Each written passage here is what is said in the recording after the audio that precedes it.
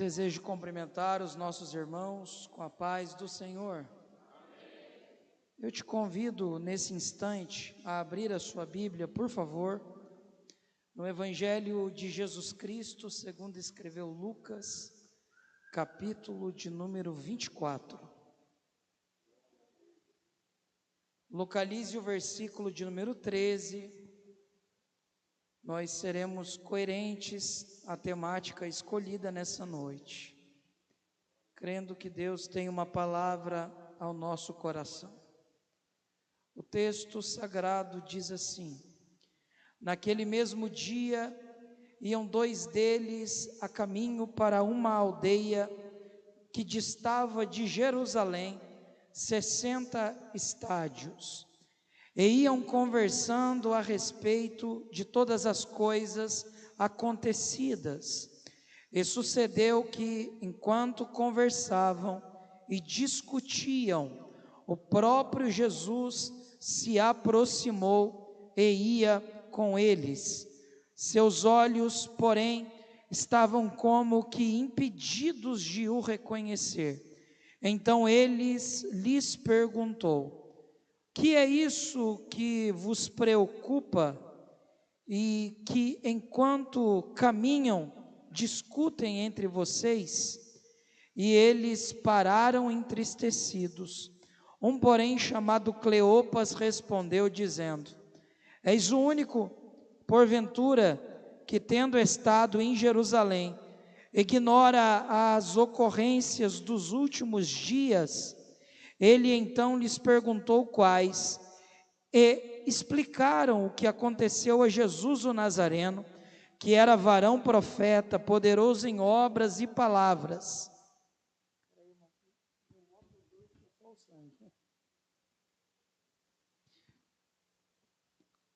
E como os principais dos sacerdotes e os nossos príncipes o entregaram à condenação de morte e o crucificaram.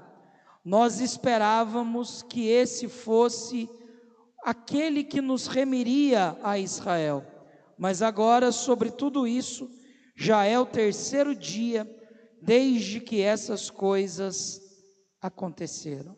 Amém? Você pode se assentar. Eu quero agradecer a Deus pela oportunidade de estar servindo essa igreja nesse final de semana, nesse domingo, junto com o pastor Márcio, espero não ter errado. Quero agradecer a Deus pela vida do Mateus, da Raquel, que fizeram esse convite. Sou grato a Deus. Estou acompanhado da minha esposa. Também temos a companhia de um amigo muito especial, o Jones. Uma alegria rever a Sara. Eu tenho certeza que Deus tem uma palavra ao nosso coração nessa noite. Eu sei que foi escolhido uma proposta temática, nele e com ele, e o meu coração voltou no episódio destes dois homens caminhando até Emaús, e como nós precisamos pensar essa ideia de estar com ele e ao mesmo tempo o quanto isso é real quando não estamos com ele. E como as nossas atitudes são contrárias quando nós desapontamos aquilo que ele espera de nós. Tudo que nós pensamos a respeito do Evangelho parte da premissa que o Evangelho não é um convite à realização pessoal, mas a proposta primária do Evangelho é que entendamos de uma vez por todas aquilo que Cristo deseja gerar em nós. E tudo isso que Cristo deseja gerar em nós está estruturado a partir da ideia de que nele somos seus discípulos. É por isso que o convite do Evangelho não começa com um ide, mas a primeira proposta do Evangelho é um vinde. Porque essa ideia de ide é ide e trabalhai, mas a ideia de vinde é vinde e permanecei. Trazendo essa ideia que antes de trabalhar com as mãos, nós somos pertencentes a Ele antes de tudo. Quando nós olhamos para essa passagem, ora lida, nós percebemos uma grande verdade que traz o relato de alguém, de duas pessoas que estavam diariamente com Cristo, mas que na jornada e nas perdas da vida se viram diante de decisões humanas. Tudo o que está acontecendo acontece no dia da ressurreição. É por isso que o texto inicia dizendo: naquele dia, qual dia? O dia da vitória maior da fé cristã, que é o dia da ressurreição. Entretanto, no dia da ressurreição, dois homens que pertenciam ao relacionamento íntimo e ao colegiado de pessoas que estavam próximas de Cristo, desejam se afastar. Alguns comentaristas chegam a afirmar que eles estão voltando para casa, voltando para a residência pessoal. E essa ideia de regresso, essa ideia de voltar atrás, pós-ressurreição, se dá pelo ato da perda, se dá pelo ato da morte, já que eles tinham aquela interpretação que Roma detinha o poder e como Jesus morreu, toda a sua história estava naquele momento cancelada, impedida. O texto sagrado diz que a partir desse momento, as mulheres regressam voltando, contando as últimas notícias, dizendo que Jesus já não estava dentro do sepulcro e que ele havia ressuscitado. Essa notícia que causou alegria no meu e no seu coração, ela não trouxe essa alegria para esses dois discípulos. Por quê? Porque a Bíblia é muito clara ao afirmar que quando eles recebem essa notícia, eles se levantaram com a finalidade de ir embora. Eles estão indo em direção a Emaús. O texto sagrado traz a posição geográfica aproximada de Emaús, aproximadamente 11 estádios. Essa ideia de 11 estádios está relacionada a algo em torno de 11 quilômetros. E essa ideia de 11 quilômetros é muito interessante, por quê? Porque isso aqui não se tratava de uma distância longínqua, se tratava de uma realidade geográfica próxima, já que 10, 11, 12 quilômetros você faz no máximo, para você que tem ritmo de caminhada, em algo em torno de 2 horas a 2 horas e meia. Eu sei que tem gente que tem mais hábito de caminhada e faria isso aqui em 1 hora, não se ofenda. Mas é interessante que enquanto eles estão caminhando, das primeiras horas do dia, esses 60 estádios, 11 quilômetros, se tornará numa jornada desgastante, já que o que move a caminhada daqueles homens é a frustração da perda. Eles não sabem lidar com a realidade da morte. E é por conta disso que aquela caminhada que traria poucas horas de caminho, de caminhada, de diálogo, ela se torna uma jornada aparentemente interminável, já que a sombra daquela caminhada está redirecionada pela perda e pela frustração. O texto sagrado diz que eles vão caminhando e dialogando entre si, são duas pessoas. É muito comum que quando você está com duas pessoas, o seu diálogo seja constante, já que você está numa caminhada. Só que o texto sagrado diz que o diálogo desses homens gira em torno dos últimos acontecimentos. Isso é muito interessante. Por quê? Porque o diálogo daqueles homens está prefigurado até a sexta-feira, quando Cristo está cravado no madeiro. O diálogo daqueles homens está relacionado às últimas horas, já que para eles Cristo foi vencido no Calvário.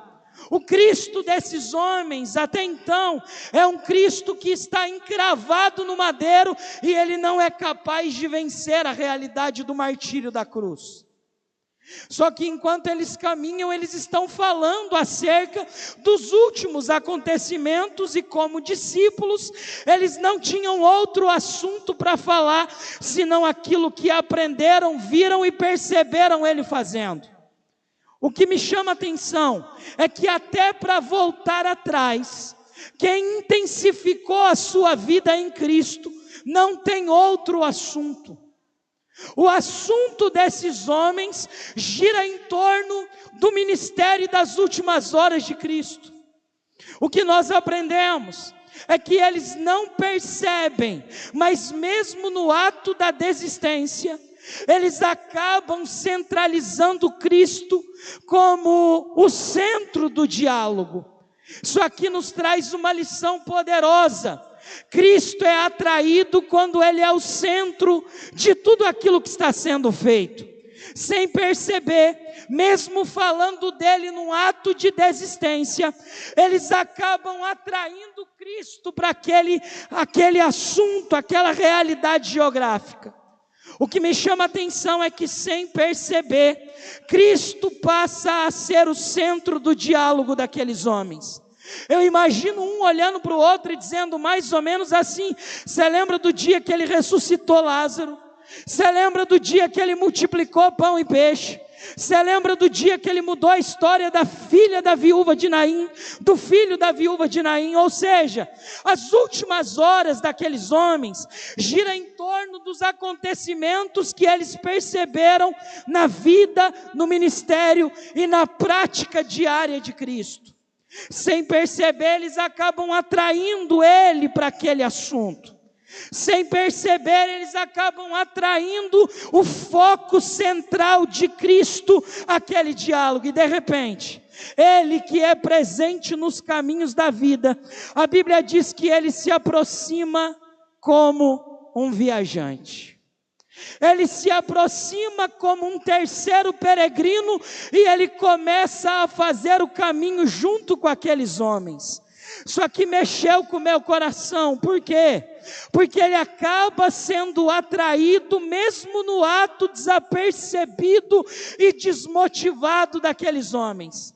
E de repente, a Bíblia diz que mesmo sendo atraído, mesmo estando aproximando deles, Jesus não chega atravessando a conversa. Jesus não chega de forma mal educada, não. A Bíblia diz que Jesus chega e passa a ouvir o que eles estavam dialogando. Isso aqui mexe demais com o meu coração, porque a ideia que nós temos do Cristo na atualidade é um Cristo que precisa fazer as coisas de forma imediata, é o Cristo da tendência, é o Cristo da alta da moda, ele precisa resolver as coisas imediatamente. Mas esse Cristo na passagem é o Cristo que primeiro ouve o que eles estão dialogando, é o Cristo que se apresenta como aquele que nos ouve na jornada da vida. Eu já tenho uma palavra para você nessa noite. Talvez a primeira resposta de Jesus para você não é que ele vai falar imediatamente, mas é que ele está ouvindo tudo o que está acontecendo e ele tem uma palavra ao seu coração. Bendito é o nome de Jesus. Meu coração exulta, meu coração se alegra, quando o texto deixa claro que ele está ouvindo. Porque nós precisamos trabalhar a ideia de um Cristo que nos ouve. Nós precisamos trabalhar a ideia de um Cristo que antes de ser o Deus da palavra, Ele também é o Deus que nos ouve na caminhada. Mas nós estamos muito acostumados com esse Deus que parece que Ele é obrigado a falar. Ele é obrigado a fazer o que eu quero. Na tendência, ele é necessário falar alguma coisa, revelar alguma coisa, mas algumas vezes, na caminhada da vida, sem você perceber, no time da sua realidade, ele está apenas ouvindo. E essa ideia de um Deus que ouve, é a ideia de um Deus que está pronto para o diagnóstico perfeito. Porque quem ouve é certeiro nas avaliações. Perceba que Jesus, ele passa a ouvir, mas quando ele vai entrar no diálogo, a primeira coisa que Jesus pergunta para aqueles homens é mais ou menos assim: por que vocês estão entristecidos? Que palavras são essas que vocês trocam dialogando entre vocês enquanto vocês caminham? Perceba, Jesus vai direto na raiz do problema. E a raiz do problema é exatamente o que eles falam. Por quê? Porque eles trabalham a ideia de um Cristo morto e vencido. Eles trabalham a ideia de um suposto revolucionário que foi vencido pelo Império Romano. Eles trabalham a ideia de um Cristo que foi altamente flagelado pelo Império Romano. Mas agora, no diálogo, Jesus vai direto ao assunto, e Jesus chega dizendo para eles: o problema de tudo em vocês está resumido naquilo que vocês falam.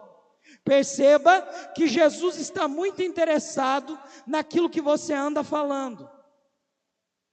Por isso que quando nós trabalhamos essa ideia da preocupação do que se fala pelo que se fala, nós entendemos de uma vez por todas que o que nós falamos pode estar relacionado à palavra ou não.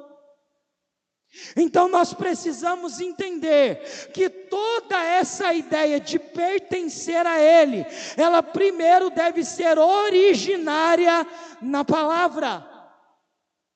Se nós não respondermos a nossa vida a partir da estrutura da palavra, nós não somos dele, ele não está em nós.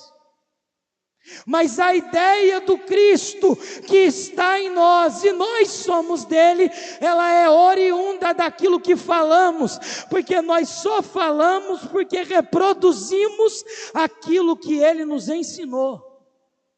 Então, quando Jesus se aproxima, pergunta a eles o que vocês estão falando, o que Jesus estava dizendo é mais ou menos assim: por conta daquilo que vocês falam, revela a vida emocional de vocês. A vida emocional é resultante daquilo que se anda falando.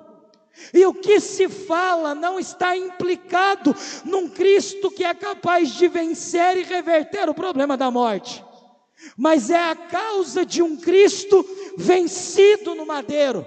E é por isso que ele vai direto ao problema. Que assunto, que diálogo, que palavras são essas? Perceba nessa noite, Jesus está muito interessado naquilo que você anda falando.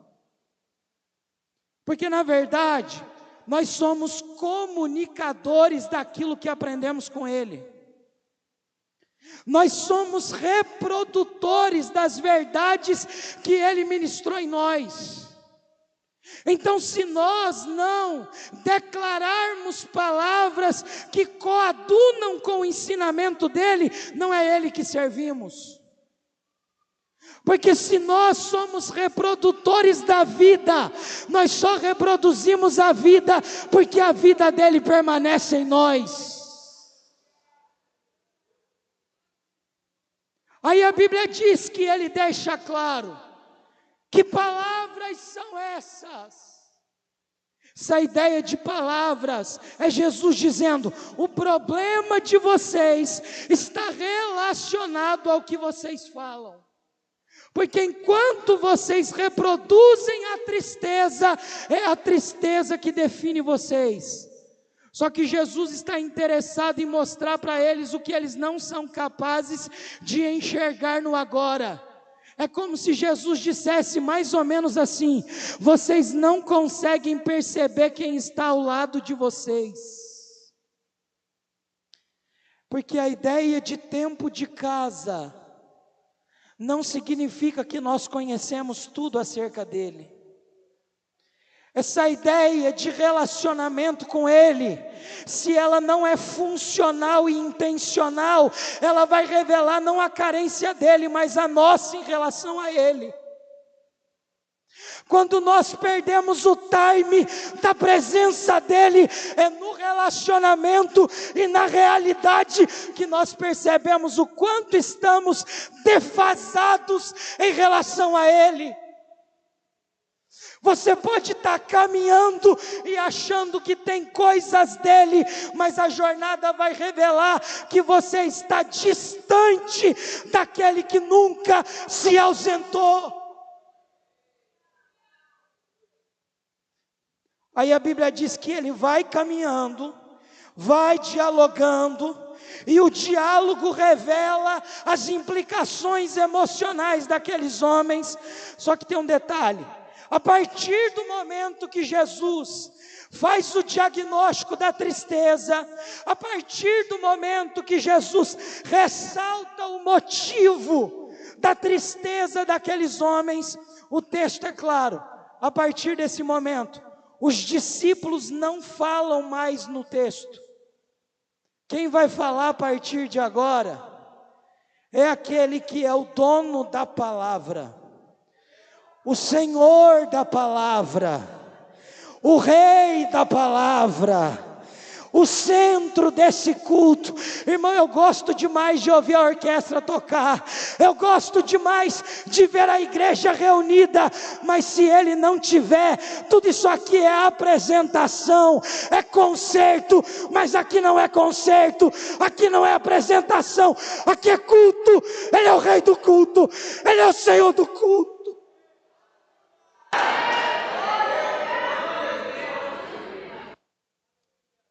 Esqueci minha toalha. Nós corremos o risco de achar que estamos tão habituados a Ele. Só que essa ideia de pragmatismo, de individualismo na experiência, ela pode sentenciar o quão distante nós estamos dele, ainda que ele esteja o mais próximo de nós, porque a presença dele sempre vai revelar quanto nós estamos distante dele, mas o quanto ele permanece no mesmo lugar. Não é você que revela a distância dele, é a presença dele que revela o quão distante você está. Porque o texto é claro, eles estão caminhando e não são capazes de perceber.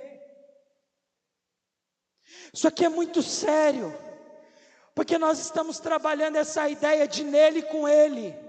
Só que antes de nós tratarmos e fecharmos o assunto de que Ele é o centro, de que nós devemos permanecer nele, nós precisamos perceber aonde estamos no relacionamento com Ele.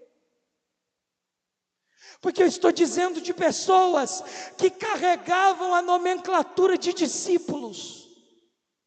Eu estou dizendo de pessoas que ouviram as últimas palavras.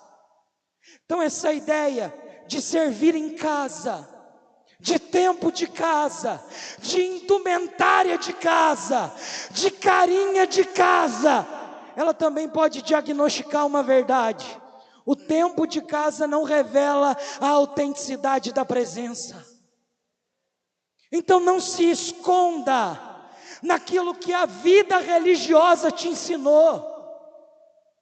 Não se esconda naquilo que a vida da prática religiosa ensinou para você. Vá além, rompa a fronteira, cruza a jornada, esteja aos pés dele, seja dele, esteja nele, permaneça com ele. A gente vai chegar lá, irmão, A minha voz está querendo ir embora, mas a gente vai chegar lá. A Bíblia diz que eles estão dialogando, conversando. Só que a Bíblia diz que Jesus, a partir de agora, começa a caminhar junto com eles. Eu acho interessante que a Bíblia deixa claro que a partir desse momento eles vão apresentar Jesus para Jesus.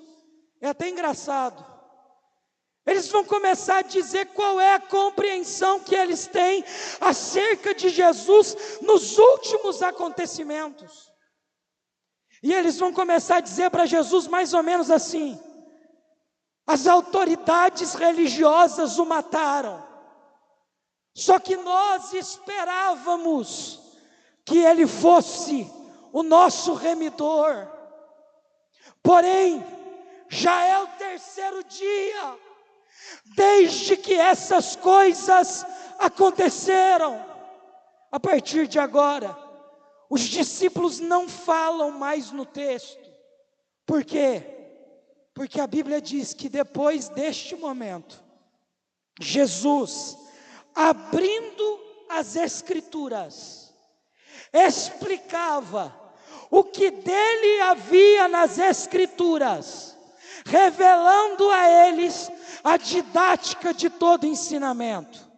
A partir de agora, os discípulos não falam no texto mais.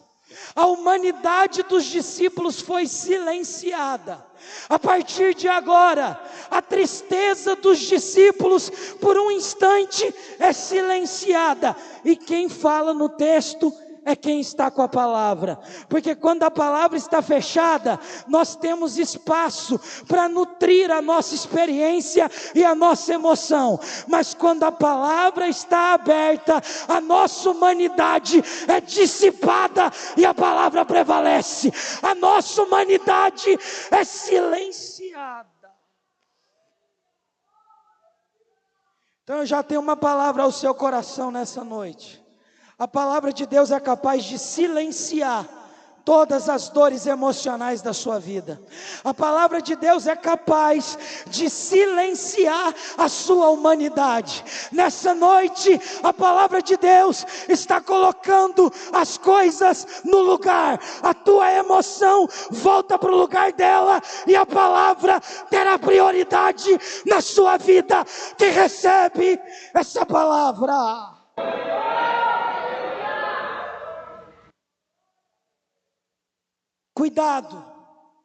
Cuidado, para nessa tendência de tempo, de jornada, de caminhada, você não correr o risco de perder a conexão com o Deus da palavra.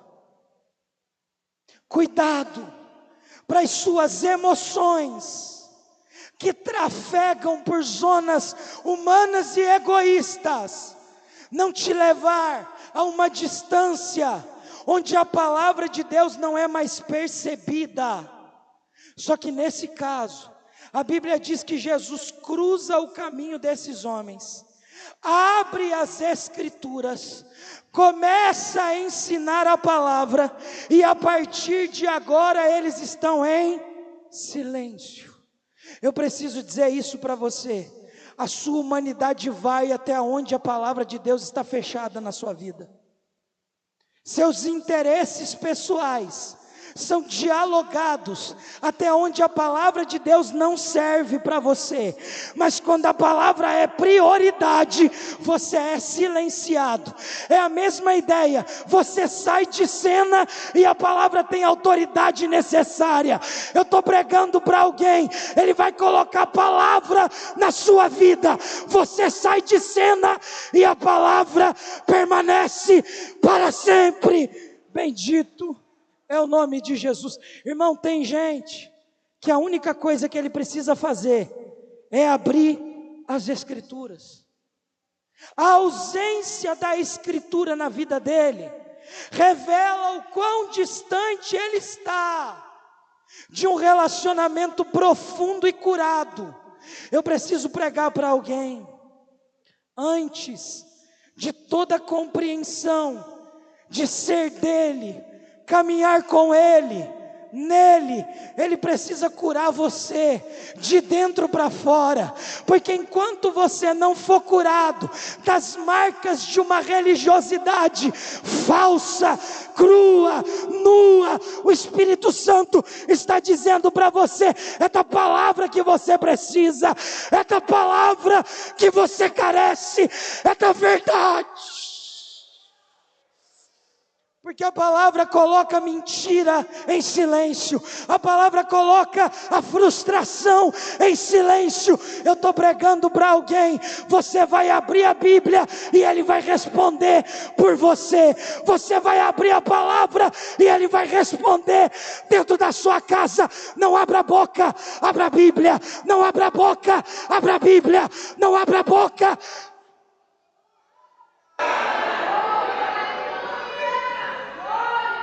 Estou sentindo a presença do Deus da palavra. Porque nessa ideia, Raquel, Mateus, existem pessoas que são bons para falar de si. Existem pessoas que sabem nutrir as melhores relações acerca dele. Só que quando a palavra é centralizada, ela revela o quão distante nós estamos do relacionamento, da sensibilidade da palavra. Eu estou trabalhando a ideia do tema que me passaram. E talvez você não vai pular mesmo. Mas talvez você vai entender que para estar nele e com ele, é impossível se relacionar que a sua Bíblia, a palavra de Deus, não esteja no lugar que ela deve estar na sua vida. Deixa eu te fazer uma pergunta, e você responda na sua alma. Qual é o seu relacionamento com a palavra de Deus?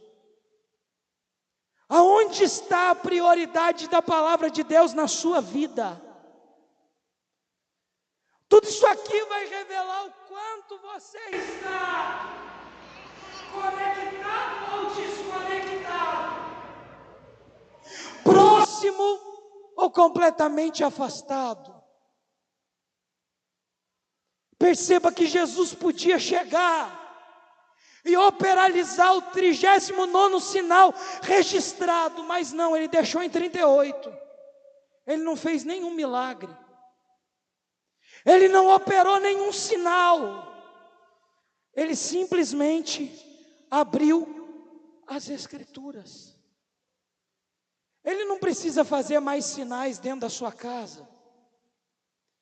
Ele não precisa operalizar mais milagres, sinalizações miraculosas. A única coisa que você precisa é revelar a sua vida cristã em relação à palavra dele na sua vida.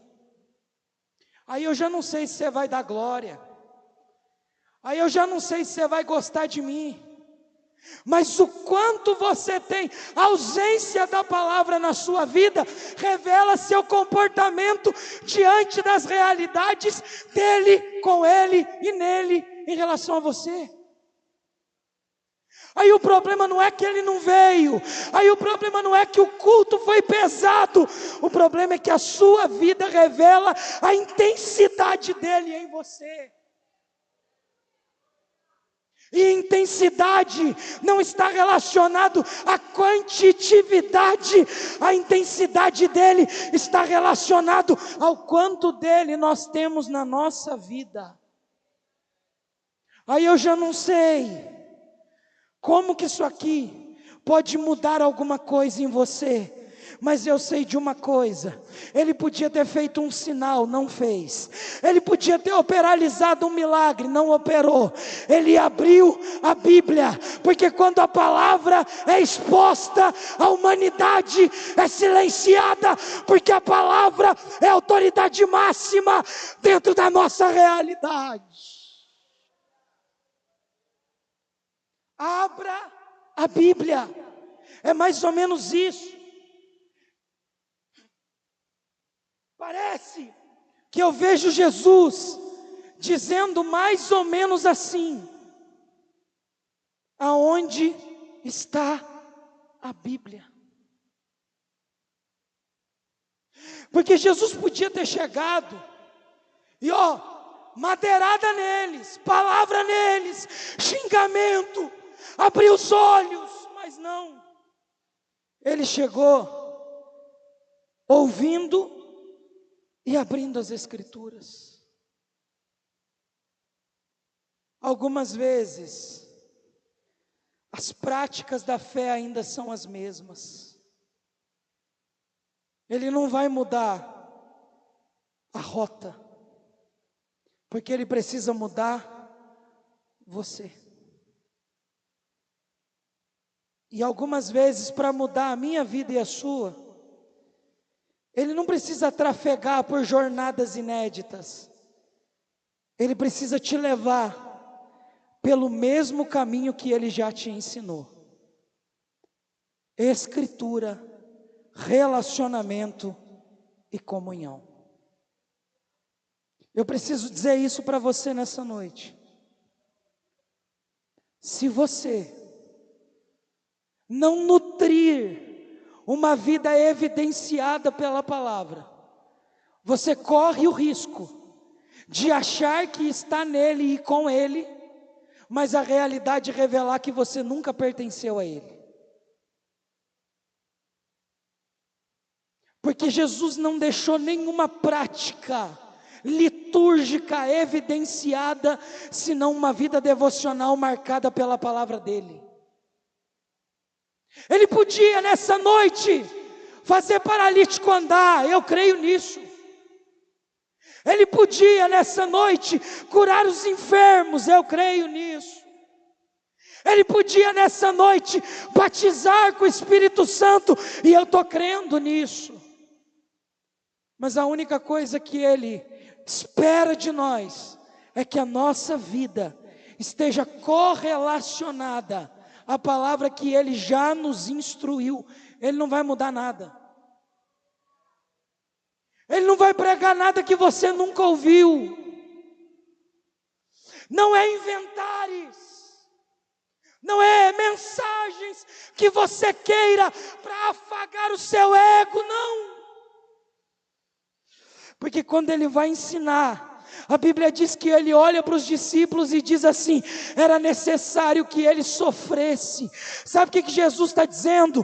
O Evangelho não é o Evangelho da Disneylândia. O Evangelho não é o Evangelho do Beto Carreiro. O Evangelho não é o Evangelho coach. Não é esse Evangelho pragmático. O Evangelho é a palavra poderosa que nos mantém vivos.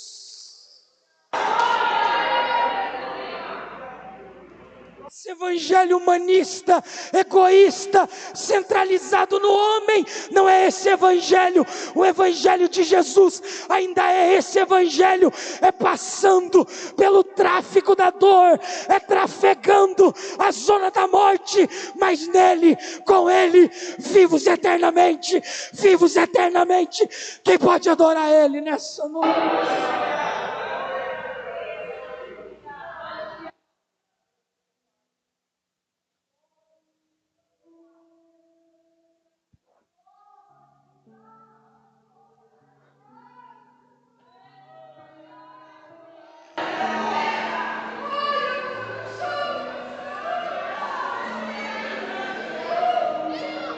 Alguns dias Ele vai operalizar sinais. Alguns dias Ele vai operalizar milagres. Mas costumeira e diariamente, Ele vai priorizar uma vida relacional com a palavra.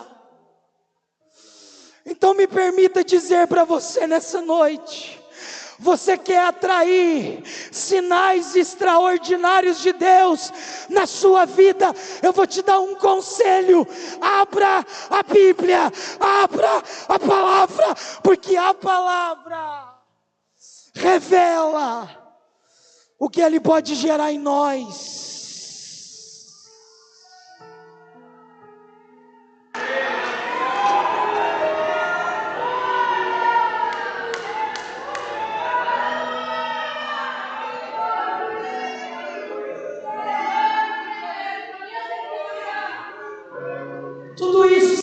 acontecendo dentro da percepção e dentro da realidade do momento em que Jesus se aproximou e ia com eles. Deixa eu pregar isso para você nessa noite. Sabe que dia que aconteceu esse diálogo? No dia da ressurreição. Sabe o que isso significa? Era muito mais cômodo estar no centro de Jerusalém, sendo venerado, sendo adorado, sendo vislumbrado. Mas não, ele preferiu sair do eixo da manifestação da ressurreição. Ele preferiu sair dos olhos de todos, e ele foi caminhar do lado de pessoas que estavam desmotivadas, porque para ele é multidão e individual é a mesma coisa, porque não é o tanto que nós temos junto a ele, é o quanto dele está em nós. Eu estou pregando para alguém, talvez esse culto não é para todos. Talvez esse culto não é para 10, talvez esse culto é para um só, que precisa olhar para ele e reacender as expectativas e entender, ele é tudo que eu tenho, ele é tudo que eu tenho, ele é...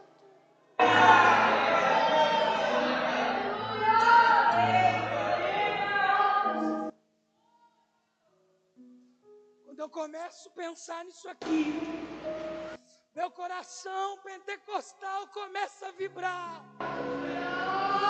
Você entende que ele podia estar ao olhar de todos, dizendo mais ou menos assim: ressuscitei, me aplauda. Não, ele sai daquele episódio e ele vai lá para a jornada de Emaús, andar do lado de dois entristecidos. Ele podia ter feito um sinal, mas a única coisa que ele faz é abrir a Bíblia, porque na palavra nós reconhecemos ele.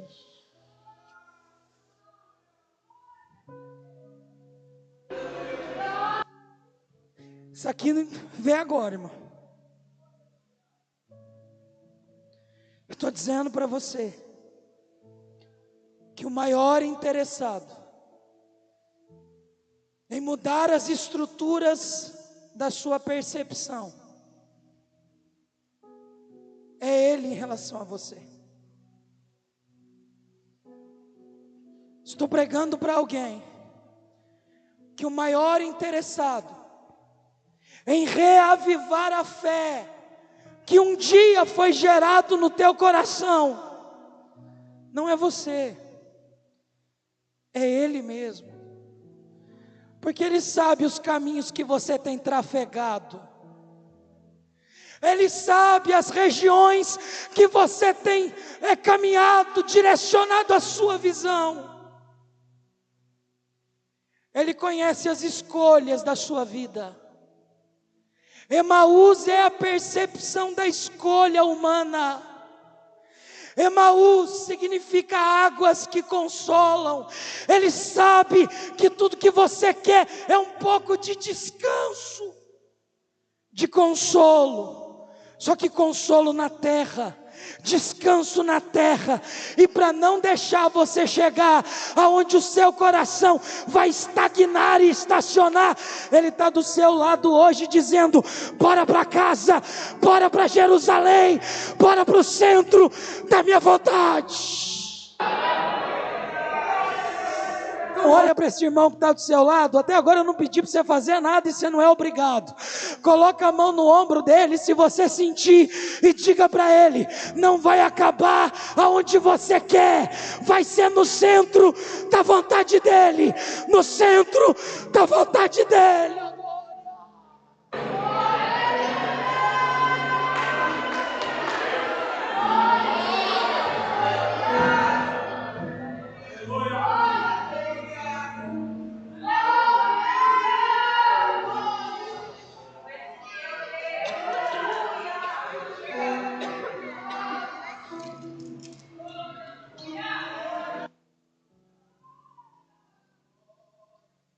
Jesus se manifesta na jornada do desespero. Jesus abre as Escrituras no tráfego emocional dos discípulos. E de repente, eu nem perguntei o horário.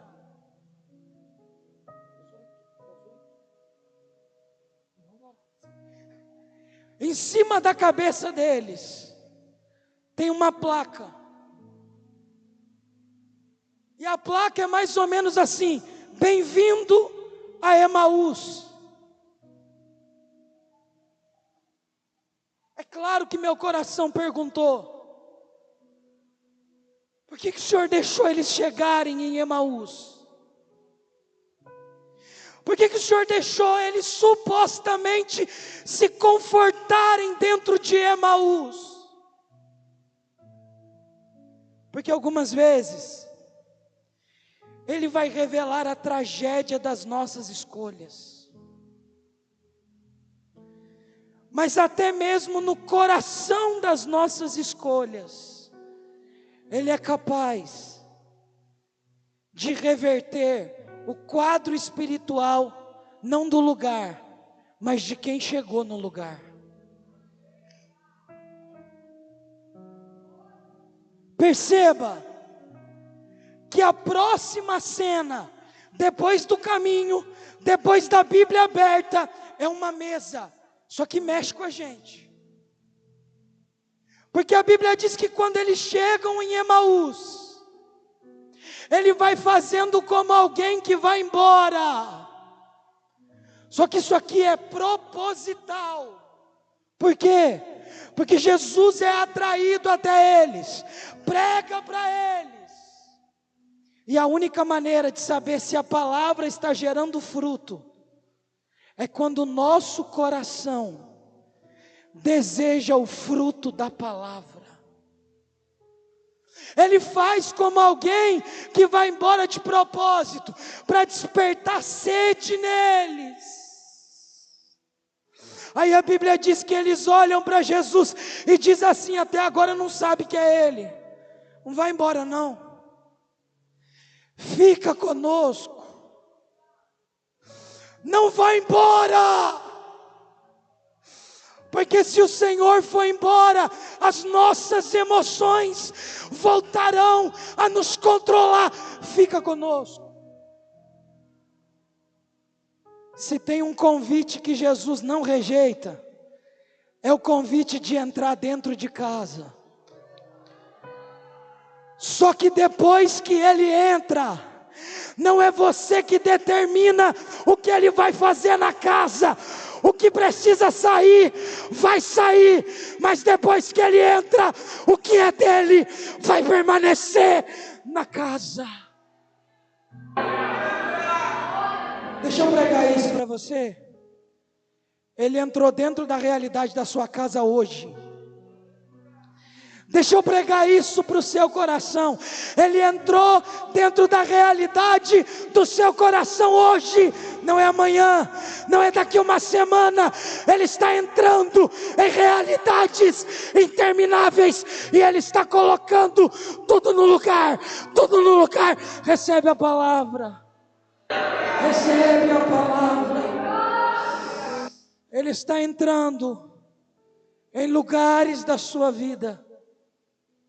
Mas Ele não está entrando de forma mal educada. Ele está entrando porque você o chamou. Então deixa eu pregar isso para crente pentecostal nessa noite. Ele não vai invadir de forma mal educada, mas experimenta chamar Ele nessa noite. Experimenta convidar Ele nessa noite. Ele vai entrar na casa. Ele vai entrar na casa.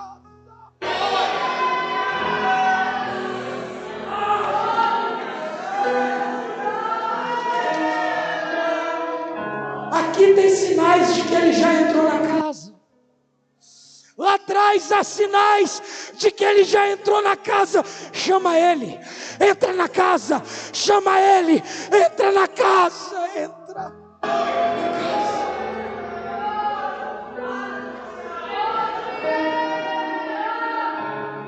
Sabe o que eles estavam dizendo para Jesus? Irmão, não posso cantar, porque se eu cantar, duas coisas acontecem. Primeiro, você vai levantar. Segundo, você vai embora. Então eu prefiro que você fique aí. Mas eu cresci ouvindo os nossos pais cantar um corinho mais ou menos assim: sua presença nos trouxe alegria. Sua presença nos trouxe alegria. Eu imagino esses homens olhando para ele e dizendo mais ou menos assim: não vai embora não, porque a sua presença nos trouxe alegria.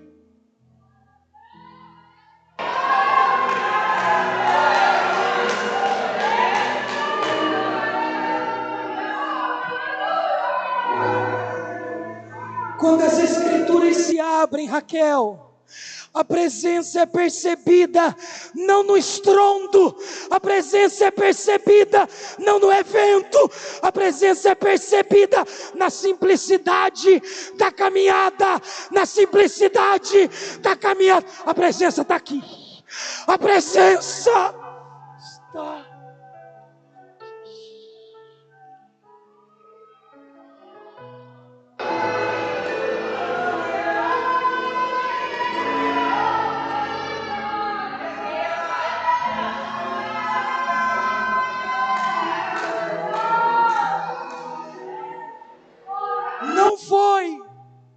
Não foi num sinal, foi na palavra aberta, que o coração com sede disse assim: não vai embora não. Aí o texto diz assim: e entrou e ficou com eles. Quando a presença dele é atraída, não é presença supérflua, não é presença de entretenimento, não é presença imediatista, não é presença de micro-ondas, é presença permanente. Eu encerro.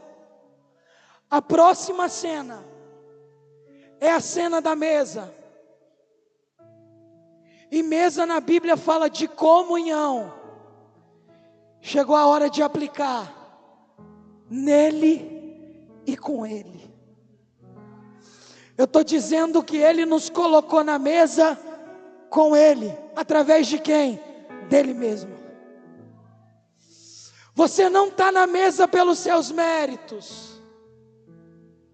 Você não sentou na mesa porque você é bonitinho, irmão, arrumadinho, assembleano do pé roxo. Você só está na mesa porque um dia ele entrou, bateu o pé e disse: essa casa é minha e eu coloco na mesa quem eu quiser, na hora que eu quiser. Ele te colocou na mesa. Ele te colocou na mesa.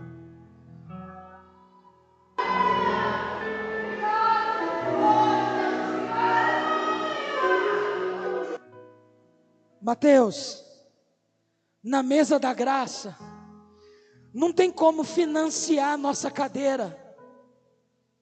Na mesa da graça, não tem como pagar para sentar na mesa, nem mesmo por lugares privilegiados. Só senta na mesa com Ele quando Ele é o centro da mesa. Tem mesa que é bonita demais, tem mesa que é decorosa demais, mas Ele não está, então não tem como viver nele e com Ele. Mas algumas vezes a mesa é simples, a mesa não tem requinte, mas Ele é o centro da nossa mesa, da nossa comunhão.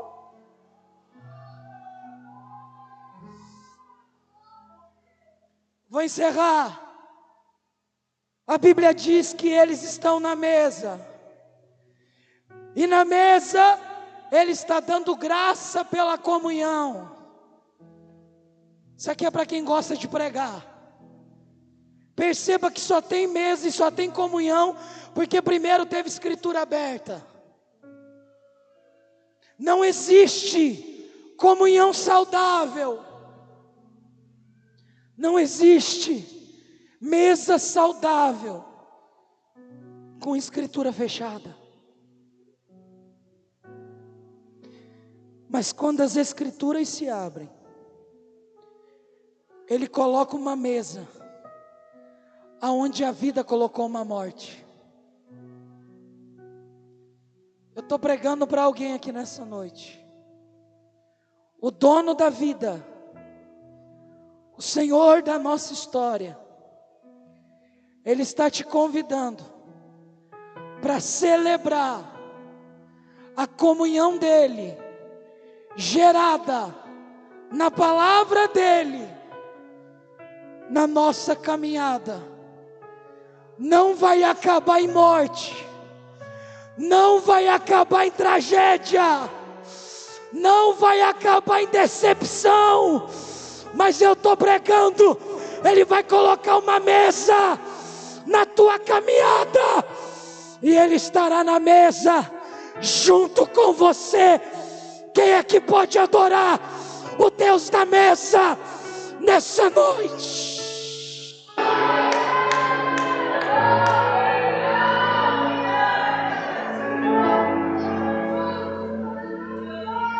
Pois é, se coloca de pé em nome de Jesus.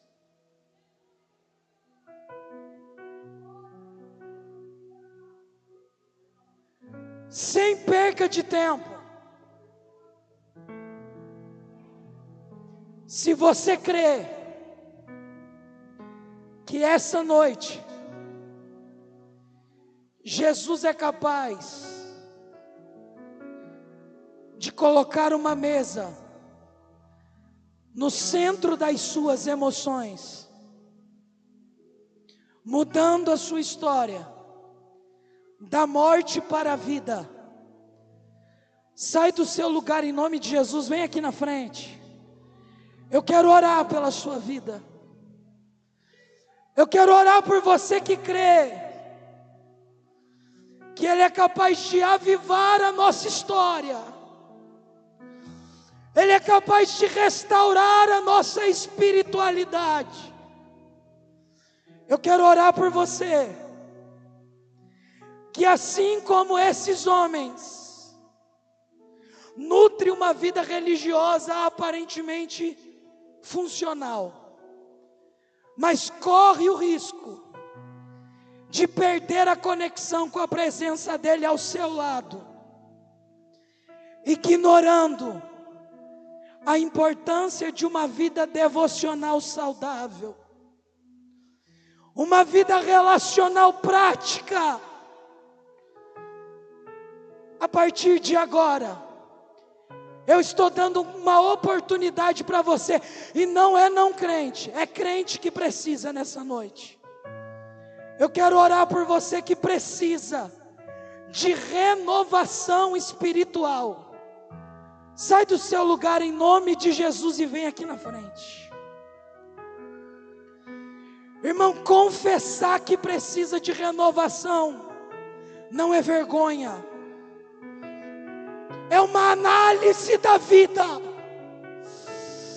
Quem vai te analisar hoje não é eu, quem vai te analisar hoje não são pessoas, é o céu que vai te renovar de dentro para fora, de dentro para fora. Odarabacaia.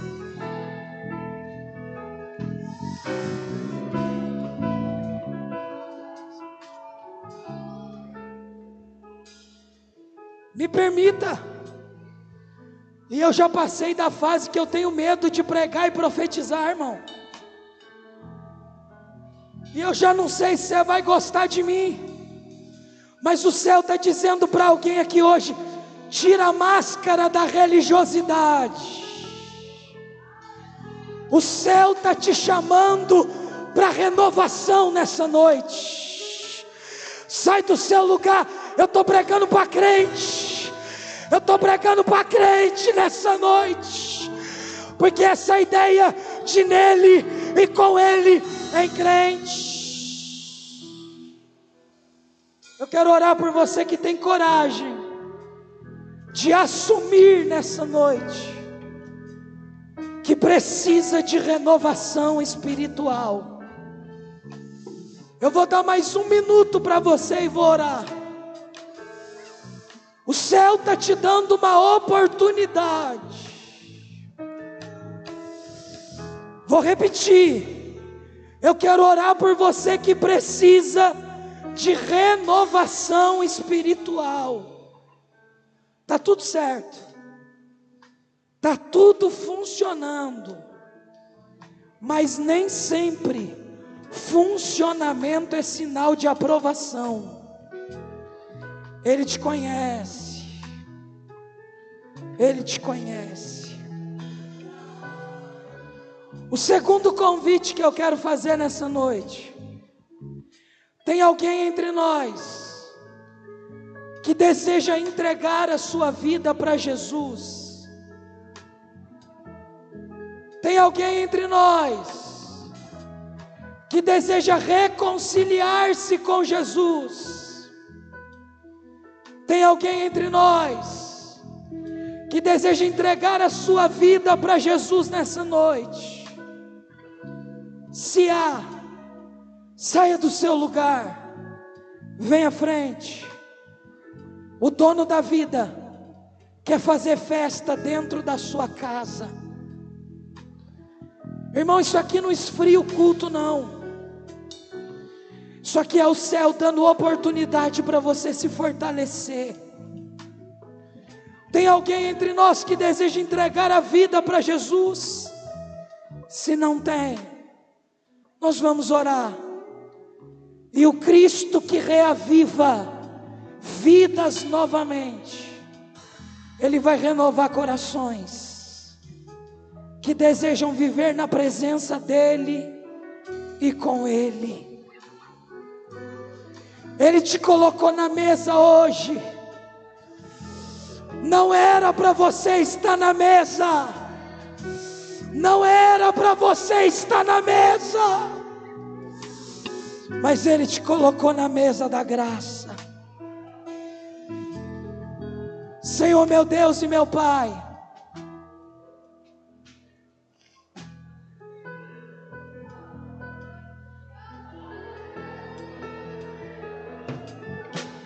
o Senhor está fazendo um trabalho aqui na frente agora. O Senhor está renovando pessoas aqui na frente agora. Enquanto você está movido pelo seu ego, Ele está cumprindo a palavra na mesa.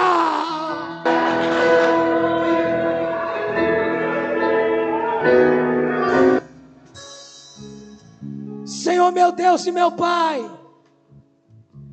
eu quero orar juntamente com a sua igreja. Eu quero clamar o teu nome nesse momento, Pai. Eu quero te pedir agora, derrama o bálsamo da tua graça sobre a nossa vida, cura as emoções da nossa alma, reestrutura a nossa vida devocional, reorganiza a nossa vida espiritual. Não dá para viver longe da sua presença. Entra dentro de casa. Entra dentro de casa. Entra dentro de casa.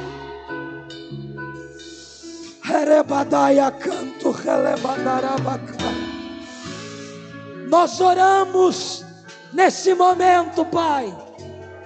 Pedimos a tua graça. Derrama a presença do Espírito Santo entre nós, agora, agora, agora, agora. Essa é a minha oração, em nome de Jesus. Dá um abraço nessa pessoa que está do seu lado e diga para ela: Ele entrou na casa, Ele entrou na casa, Ele entrou na casa.